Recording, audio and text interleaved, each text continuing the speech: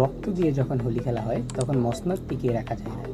৩৬ দিনে এক মহাকাব্য অধ্যায় বাংলাদেশ প্রত্যক্ষ করে, যেখানে বেরিয়ে এসেছিল এক জাতি মুখ চেপে রাখা হাহাকার, একটি প্রজন্মের বিদ্রোহ আর অসংখ্য শহীদানের রক্তজরা স্বপ্নগুলো। আর সে আগুনে পুরো ছাই হয়ে গিয়েছিল লেডি ফেরাউন, ফ্যাসিস্ট হাসিনার এক ছত্র আধিপত্য। শুরুটা হয়েছিল ৫ই জুন থেকে। আদালতের রায়কে ঘিরে রাজপথে নেমে আসে দেশের তরুণেরা। ঢাকা থেকে শুরু হওয়া আন্দোলন ছড়িয়ে পড়ে পুরো বাংলাদেশে। প্রতিটি শহর পরিণত হয় এক প্রতিশোধের দুর্গে। সর্বস্তক আন্দোলনকে কেন্দ্র করে সরকারকে ছাত্ররা সময় বেঁধে দেয় ৩০ জুন পর্যন্ত, কিন্তু সরকার একেবারেই নীরব। বাংলার ব্লগের ছাত্ররা ধর্মঘট ও কমপ্লিট শাটডাউনের মতো একের পর এক কর্মসূচিতে রাস্তায় নামে। লাখো লাখো ছাত্র জনতা, মুখে ছিল স্লোগান, হাতে ছিল দাফনের কাফন, আর চোখে ছিল প্রতিশোধের বাঘ। ১৪ জুলাই ফ্যাসিস্ট হাসিনা যখন বলল মুক্তিযোদ্ধার সন্তান নাতিপুতিরা কেউ মেধাবী না, যত রাজাকারের বাচ্চারা নাতিপুতি হলো মেধাবী, তাই না? ঠিক তখনই ইতিহাসের মোড় ঘুরে যায়। আধারকে চাপিয়ে স্লোগান হলো ইউকে